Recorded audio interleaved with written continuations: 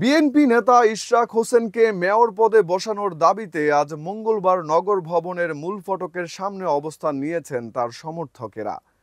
সেখানে মঞ্চ বানানো হয়েছে।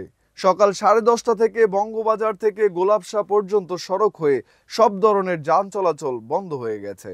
নগর ভবনের মূল ফটকে তালা লাগিয়ে সকাল 10টা থেকে এই কর্মসূচি চলছে। এতে বন্ধ রয়েছে ডিএসসিসির সব নাগরিক সেবা নিতে এসে ভোগান্তিতে পড়েছেন অনেক মানুষ।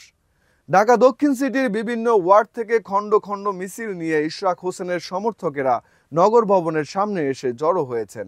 তারা স্থানীয় সরকার মন্ত্রণালয়ের উপদেষ্টা আসিফ মাহমুদ সজীব ভুঁইয়াকে অপসারণের পাশাপাশি শপথ নিয়ে আর টালবাহানা না করার দাবিতে নানা স্লোগান দিয়ে যাচ্ছেন।